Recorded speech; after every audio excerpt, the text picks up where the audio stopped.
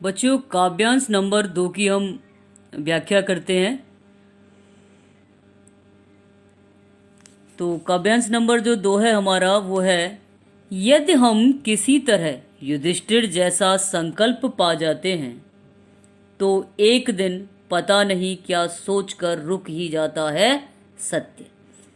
कवि विष्णु खरे कहते हैं कि सत्य की प्राप्ति बिना दृढ़ निश्चय और संकल्प के संभव ही नहीं है।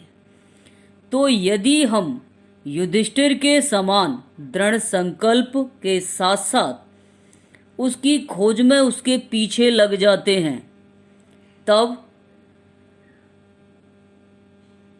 एक दिन न जाने क्या सोचकर सत्य रुक ही जाता है, अर्थात सच से हमारा सामना हो ही जाता है। जब हम दृढ़ निश्चय, लगन और निष्ठा के साथ सत्य का अनुकरण करते हैं युधिष्ठिर की भांति, तो एक दिन हम सत्य को पा ही लेते हैं। लेकिन पलटकर सिर्फ खड़ा ही रहता है वह दृढ़ निश्चय। जब सत्य हमारे सामने होता है तो हमें उसे देखकर कैसा लगता है कि सत्य हमें देख रहा है, वह हमें देख रहा है और हम भी केवल उसे देख पाते हैं, परंतु सत्य से हमारा कोई वार्तालाप या संवाद नहीं होता है। अपनी कहीं और देखती हुई दृष्टि से हमारी आंखों में देखते हुए ऐसा लगता है उस समय वह कहीं और देखती हुई नजर से हमारी आंखों में देखते हुए जैसा लगता है।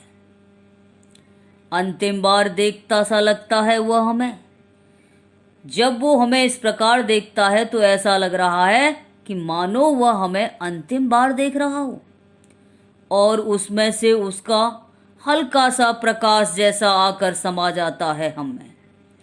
तो कवि कहता है कि इस प्रकार सत्य से हमारा वह अंतिम साक्षात्कार होता है।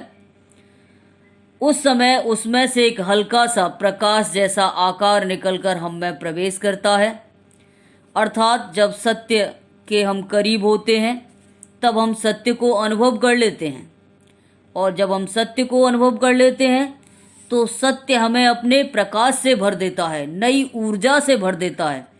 फिर हमें सत्य को ढूंढने की आवश्यकता नहीं रहती, सत्य हमारे भीतर समा जाता है। भाव यह है कि सत्य को केवल मजबूत इरादे, दृढ़ संकल्प और दृढ़ निश्चय से ही प्राप्त किया जा सकता है। ठीक जैसे युधिष्ठिर लगातार पीछा करते रहे विदुर का और हारकर विदुर को एक जगह रुकना ही पड़ा। अब हम इस काव्यांश की विशेष बातें देख लेते हैं कि विशेष में हम देखेंगे नंबर 1 में आ सकता है हमारे कि सत्य की प्राप्ति के लिए दृढ़ निश्चय होना जरूरी है। दूसरा, सत्य के अनुभव मात्र से हमारी आत्मा प्रकाशित हो जाती है। भाषा खड़ी बोली है, सरल है, सहज है। और यदि हम किसी तरह युधिष्ठिर जैसा संकल्प पा जाते हैं, इसमें उपमा अलंकार है, सत्य का मानवीकरण किया गया है, अतः इसमें मानवीकरण अलंकार है। कविता अतुकांत है, मुक्तक छंद है, प्रतीकात्मक कविता है। तो ये आपका काव्यांश नंबर 2 का अर्थ हो गया। सत्य कविता का काव्यांश नंबर 3 देखिए। जैसे समीप वृक्ष के तने से टिककर न पहचानने में पहचानते हुए विदुर ने धर्मराज को निर्मिमेष देखा था अंतिम बार। कवि कहता है कि जब सत्य हमारी आंखों में देखता है तो हमें वह अंतिम बार देखता हुआ सा उसी प्रकार प्रतीत होता है जैसे जब युधिष्ठिर ने विदुर का लगातार पीछा किया तो हार कर विदुर रुक गए और एक समी कहते हैं छोकरे का पेड़, समी के वृक्ष के तने से टिक कर के खड़े हो गए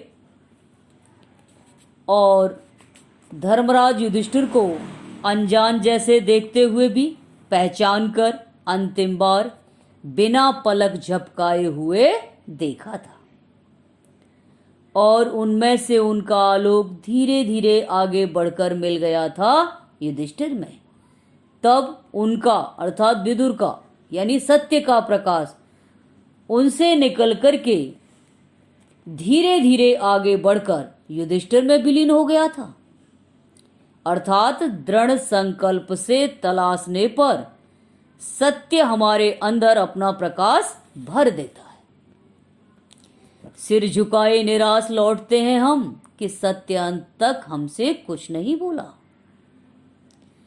कभी कहता है कि सत्य का साक्षात्कार होने के बाद भी हम सिर झुकाकर निराश अवस्था में लौटते हैं, यह सोचते हुए कि सत्य से हमारा सामना तो हुआ मगर सत्य से हमारा संवाद नहीं हुआ, सत्य हमसे कुछ नहीं बोला।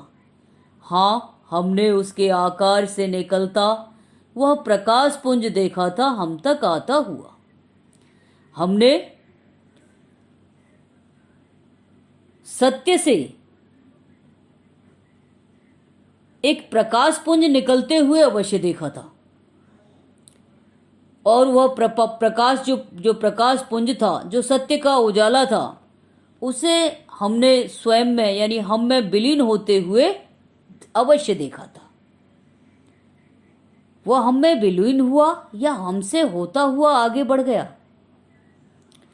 कभी कहता है कि जब सच से हमारा सामना हुआ तब भी हम सर झुकाकर लौटते हैं, क्योंकि सत्य के सामना होने पर भी सत्य से हमारा संवाद नहीं होता।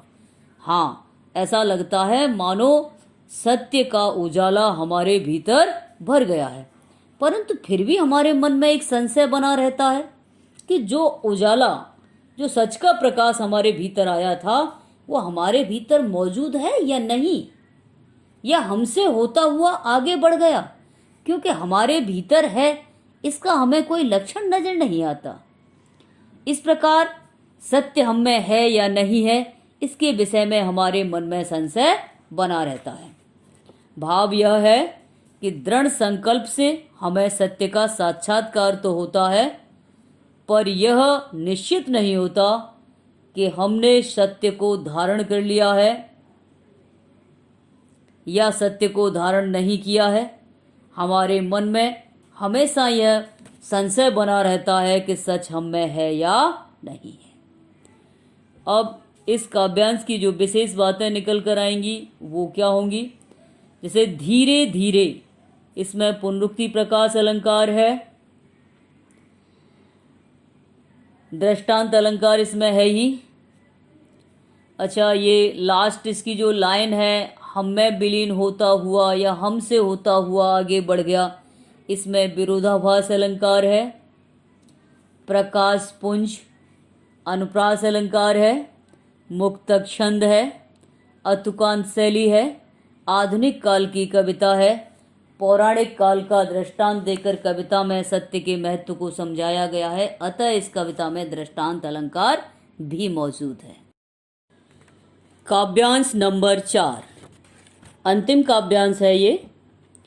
हम कह नहीं सकते न तो हम में कोई स्फुरण हुआ और न ही कोई ज्वर, किंतु शेष सारे जीवन हम सोचते रह जाते हैं, कैसे जाने कि सत्य का प्रतिबिंब हम में समाया या नहीं।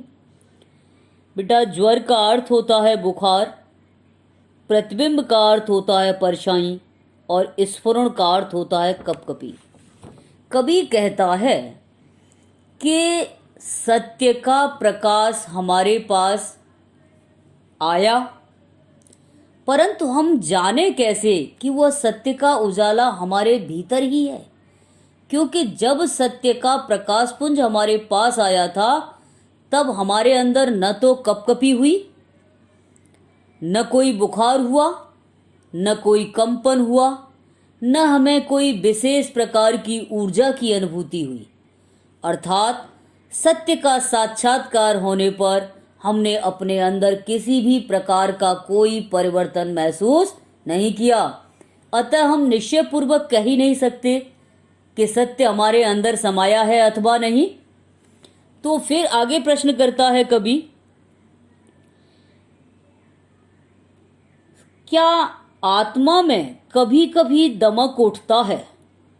क्या वह उसी की छुअन है?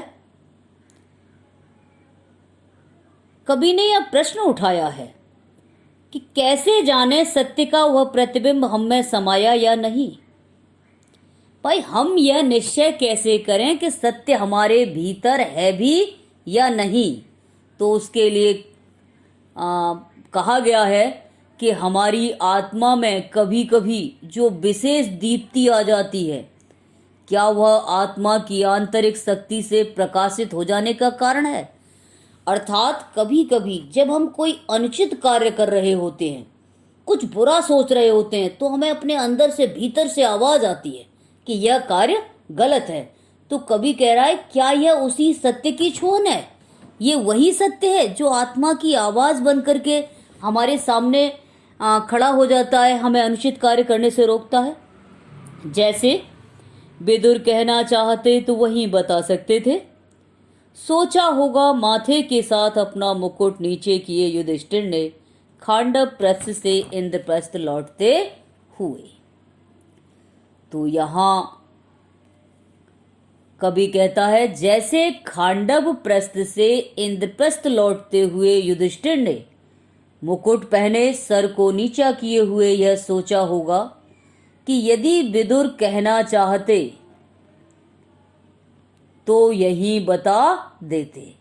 कवि का भाव यह है कि युधिष्ठिर ने अपने अहम का त्याग करते हुए सोचा होगा कि उनकी अंतरात्मा में जो सत्य और न्याय का प्रकाश है, वही उस अनकहे सत्य के प्रकाश का प्रतिबिंब है। सत्य के प्रकाश ने ही उनकी आत्मा को कांतिमान बना रखा है। तो ये एक पौराणिक प्रसंग है, उसके माध्यम से कहा है कि सत्य की जो पहचान है उसके विषय में कि वर्तमान जो समय है उसमें इतना असत्य बोला जा रहा है, चारों ओर बेईमानी, भ्रष्टाचार और अराजकता का वातावरण है कि ऐसे समय में सत्य की पहचान बहुत ही मुश्किल हो गई है। तो विशेष पॉइंट इसके भी यही होंगे कि जब भी हम कोई भी अनुचित कार्य करते हैं तो जो आत्मा की आवाज़ बनकर हमें रोकता है वो सत्य है। काव्यांश में दृष्टांत अलंकार है, काव्यांश में मानवीकरण अलंकार का प्रयोग किया गया है, कभी कभी में पुनरुक्ति प्रकाश अलंकार का प्रयोग किया गया है, भाषा में गंभीरता एवं सजीवता है, अनुप्रास अलंकार है, मुक्तक छंद है, प्रसाद गुण है, शांत रस है, कविता की शैली अतुकांत है, आधुनिक काल की कविता है,